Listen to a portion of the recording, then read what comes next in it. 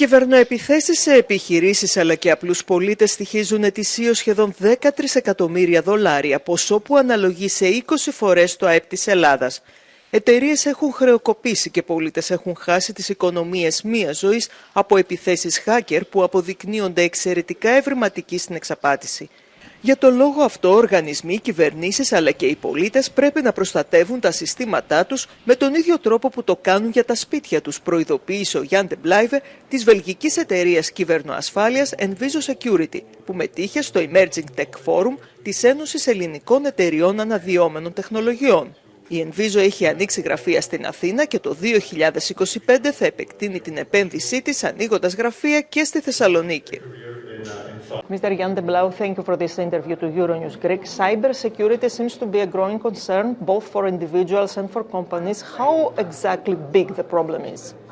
Well, there are no exact numbers, but there are estimates, reliable estimates, and they indicate that the damage caused by cyber is about $10 trillion per year. And if you imagine that in size of a country, that's about the size of the GDP of twice the size of the GDP of Germany, 20 times the GDP of Greece. So it's absolutely huge.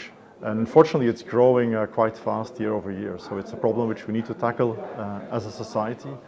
Hence the importance to invest in cybersecurity, to invest in companies that provide solutions, but also young talent that can help to mitigate those risks. You mentioned before that we always seem to be a step behind criminals, and they can be very innovative. How can we face this challenge? How can we respond to this? I think it starts by awareness, by at least being aware of the problem. Second, that companies or public administrations take action to tackle the issue. That means they need to organize themselves around this issue. They need maybe a strategy or a team, a budget, but they need to get organized. And then, of course, apply principles such as security by design. What that means is when you build a product, when you write software, when you build a process, is to think like an attacker and to make sure that your process or product or software is designed in a secure manner, so that when the attacker tries to break in, that at least you make life a bit harder for him.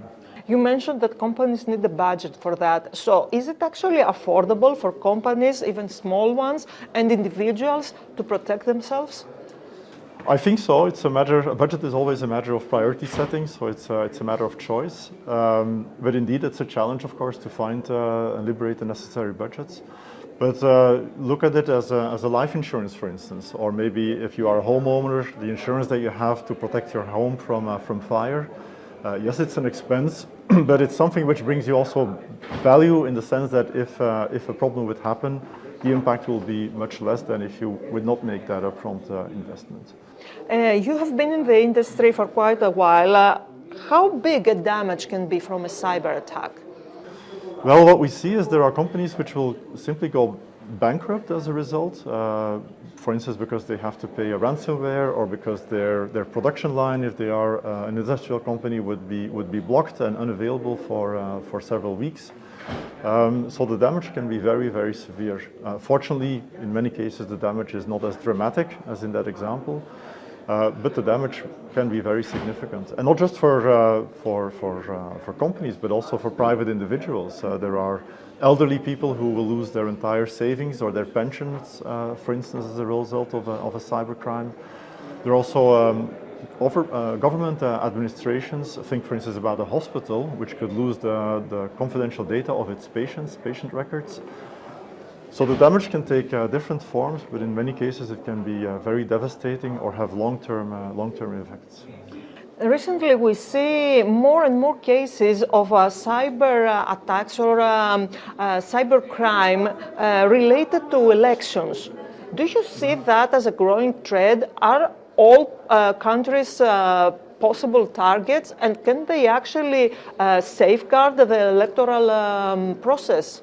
Absolutely. So in answer to your question, yes, governments should consider that they might be a target and that they probably are a target. This year, 24, was a year with many elections, so there was a lot of opportunity for cyber criminals to erode trust in that democratic process. Again, it starts with awareness. Governments who are responsible for the organization of fair and transparent election processes should take the necessary actions to make sure that indeed those elections are fair and transparent. Be on the lookout for media outlets which maybe have bad intentions to erode the faith that people might put in that process. But is it actually possible for a government to interfere in any way with the media landscape? Well, at least you can make sure that the process is watertight, that it is not subject to fraud, for instance, so that at a minimum you can communicate at all points in time to your citizens and explain that even though some people may say otherwise, that the process was well organized, maybe independently audited, that there is oversight of the process, that the results can be cross-checked independently, for instance. So that in spite of those who may cast a doubt over the fairness of the election, that you can still go back to that evidence-based proving that it actually did follow. Let's talk about Greece a bit.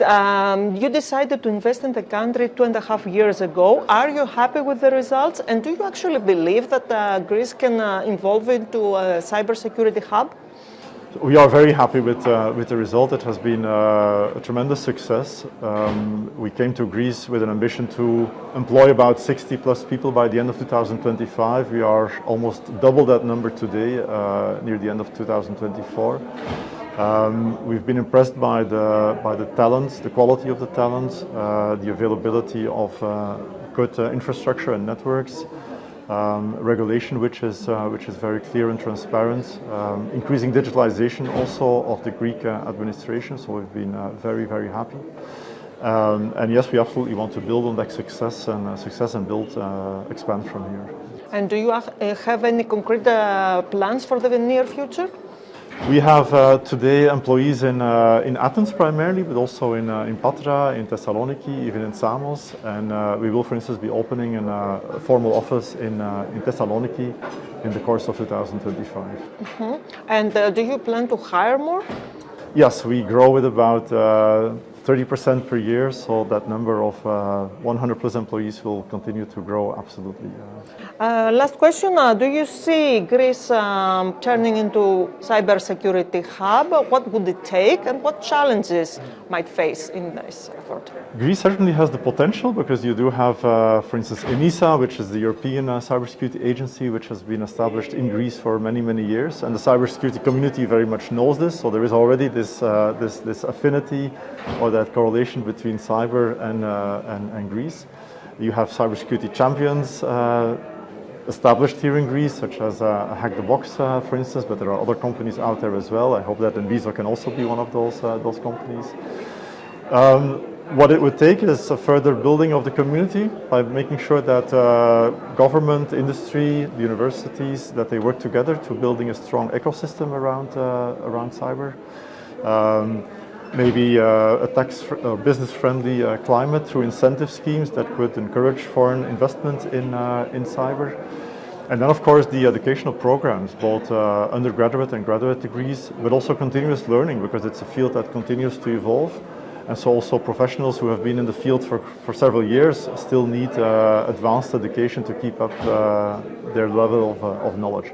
But I think if you do those things together, so making sure that the community comes together, that there is a favorable business climate, and then strong educational programs, maybe combined last with access to capital, because sometimes that is what companies need as well, then yes, Greece is well poised to become a very strong force in the cybersecurity landscape. Thank you very much. My pleasure. Thank you for having me.